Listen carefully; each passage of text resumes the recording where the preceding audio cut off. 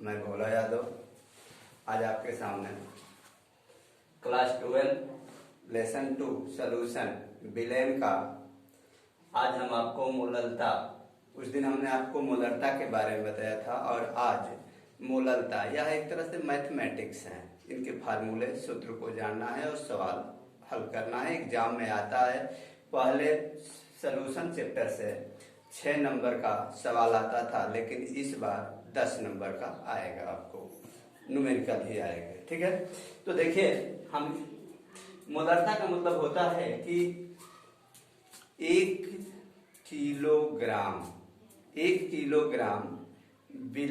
विलायक में विलय की मात्रा को हम मोललता कहते हैं। अर्थात 1 किलो में जितनी मात्रा घुलती है वही उसकी मोललता कहलाती है।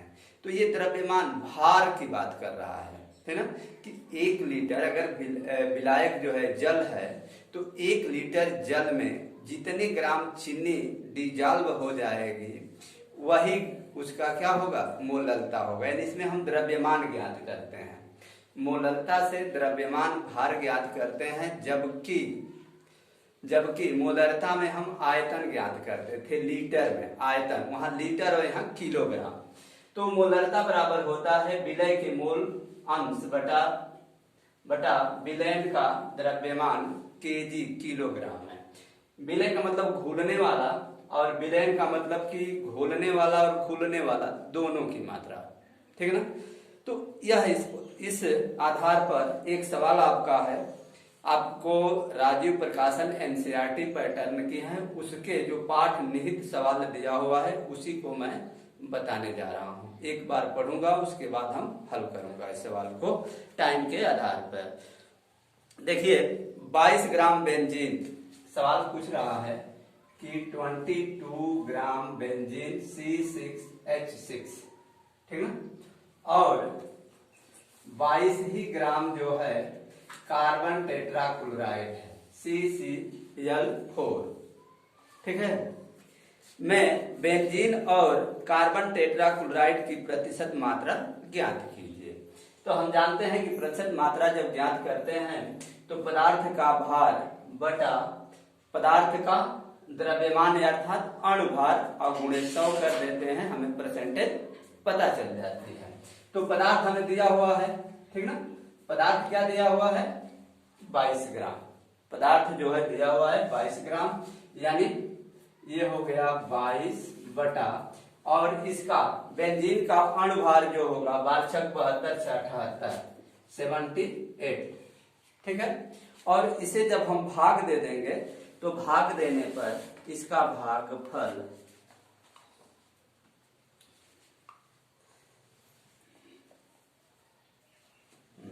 तो इसका भागफल जो होगा वो 26.23% हमें, एक मिनट, इतना गुणे 100 बराबर 26.23% प्राप्त हो गया। यह बेंजीन का हो गया, ठीक है। दूसरा सवाल कह रहा है 22 ग्राम कार्बन टेट्राक्लोराइड, तो इसका भी 22 ग्राम यानी विलय का मान दिया हुआ है, विलय कितना है 22, और कार्बन टेट्राक्लोराइड का जब हम अणुभार निकालेंगे तो ये होगा 154 इंटू परसेंटेज बनाने के लिए हमने क्या किया, 100 से इसमें मल्टी कर दिया। जब 100 से मल्टी करेंगे तो इसका मान होगा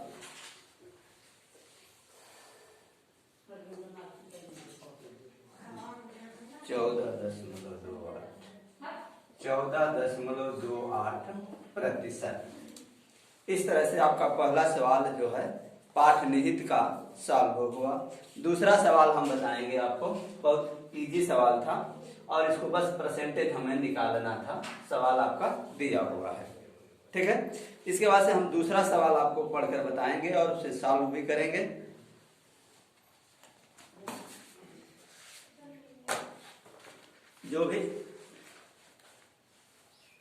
जो भी हम सवाल लगा रहे हैं वो आपके राजीव प्रकाशन एनसीईआरटी पैटर्न का पाठ निहित है। दूसरा जो है कह रहा है कि एक विलेन में बेंजीन का 30% द्रव्यमान है और कार्बन टेट्रा ऑक्साइड में घुला हुआ है। बेंजीन की मोल अंश की गणना कीजिए।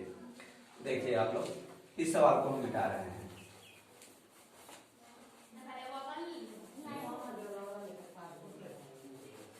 ये कह रहा है कि C6H6 बेंजीन जो है कितना घुला हुआ है 30 ग्राम 30 ग्राम घुला हुआ है 30% घुला हुआ है। तो कार्बन टेट्रा क्लोराइड की मात्रा हम ज्ञात करेंगे तो क्या करेंगे 100 - 30 = 70। यानी ये क्या है 70% जो है इसमें क्या घुला हुआ है कार्बन टेट्रा क्लोराइड विलायक है। अंत में कह रहा है कि तो बेंजीन के मोल अंश की गणना कीजिए। तो C6 एक मिनट तो दोनों का तो हम क्या करेंगे कि पहले बेंजीन का भी मोल ज्ञात करेंगे और कार्बन टेट्रा क्लोराइड का भी मोल ज्ञात करेंगे।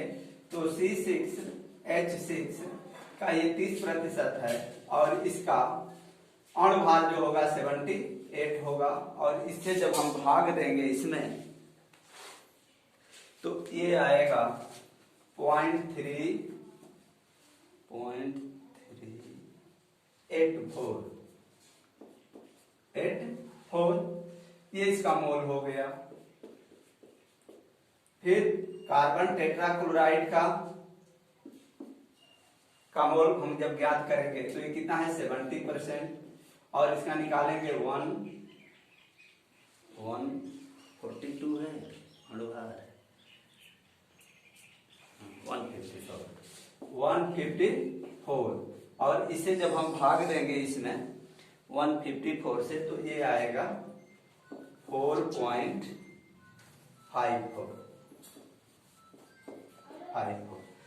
तो ये इसके मोल अंश हो गए। अब कह रहा है कि आप बेंजीन का मोल अंश ज्ञात कीजिए। तो लिखेंगे C6H6 का मोल अंश